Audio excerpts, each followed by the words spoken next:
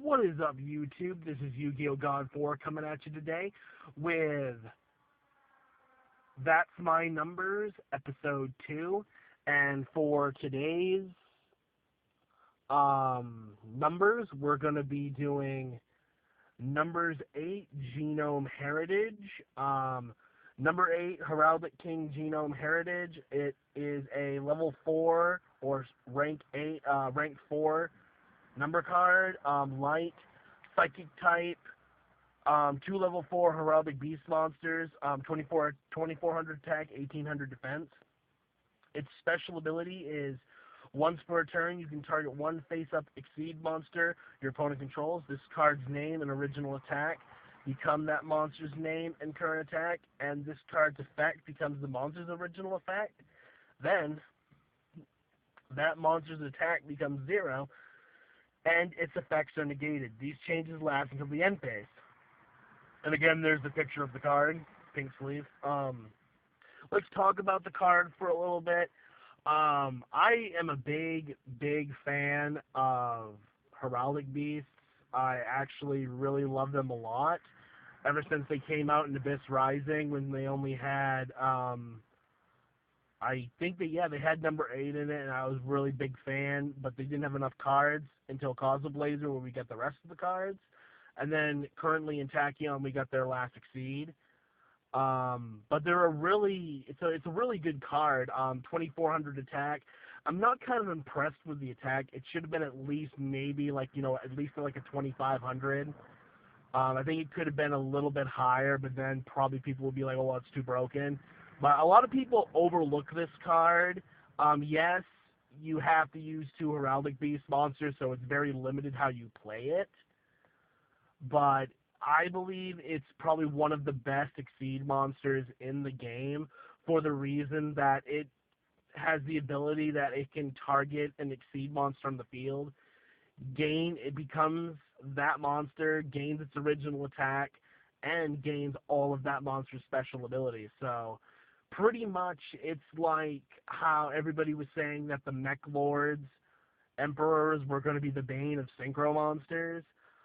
They actually never did, because they actually kind of sucked. The only good one was Granule, because its attack points equal to half of your life points, or something like that. But in my opinion, Genome Heritage, or number 8, is actually really good. Is actually kind of like the killer of Exceed monsters, because if you're a professional player of Yu-Gi-Oh! Like how I am,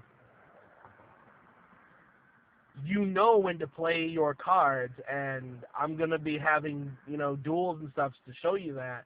But you play your cards just right, I love letting my opponent do all the stupid little moves first, and then, I had a duel where this card was really broken when my opponent was playing a Excalibur deck,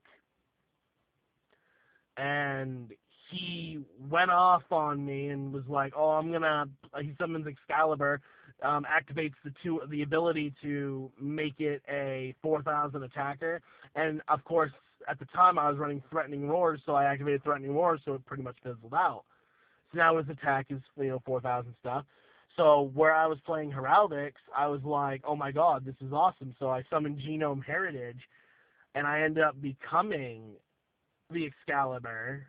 He became Excalibur, became a 2000 attacker, but then gains all of Excalibur's abilities, which means I can pitch all the overlay units to make him a 4000 attacker. And he was currently at 3200 attack life points. And it's just hilarious because it negates the enemy monster's attack, but also reduces its attack points to 0. And when you see that, that's just like, oh my god, this is freaking ridiculous. And I won the game. You see, and I just believe it's a really great card.